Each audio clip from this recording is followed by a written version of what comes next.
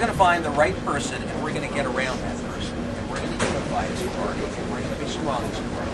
We have no choice. We didn't do so well in November, anywhere in the country, and we've got to pull ourselves up by the bootstraps and prepare for '08.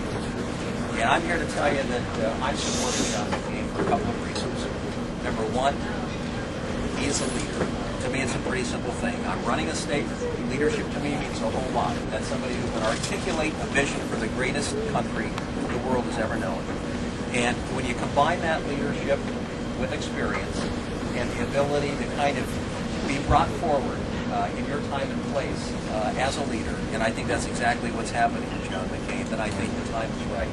I'm supporting him because I like his high sense of ethics. I like his sense of integrity. I like his sense, his overall sense of leadership. Two, I like his fiscal conservatism.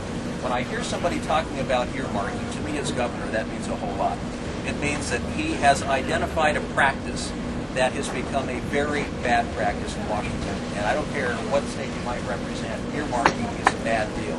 And when you look at the transportation or the highway bill that Ronald Reagan vetoed back in 1987, and you consider that it had maybe 160 earmarks as part of it, and you fast forward history to where we are this last year, a bill that included about 6,000 earmarks to the tune of $24 billion, you've got to say it's a major problem in terms of budgeting and governance. I say that as a governor, but it's a problem in Washington. And the fact that we have in John McCain somebody who has talked endlessly about earmarking and the need to get rid of that practice, and who, if in the right position, would in fact be able to do something about it, I think is terribly important. Number three, I'm supporting John McCain because I believe in his worldview.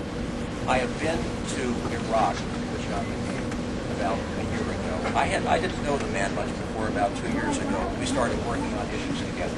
The first thing I saw in John McCain that struck me as being very unusual was when we stopped in Ireland to refuel. We got off the plane, we sat in the airport, the troops were rolling in from another plane that was coming back to the United States from Iraq. There were probably 300 or 400 troops coming off the plane into the same waiting hall area in which we sat. I saw this man, John McCain, approach these troops. I saw the looks on the faces of these troops, 400 of them, all waiting in line to shake hands with this senator. I didn't know how Senator McCain was going to react, but to me this was an important nature of the man. He sat there with each and every member of the armed forces, each and every one of them. He didn't care how long. He shook their hands and he talked to them. To me, it was a remarkable display of the human spirit that he has.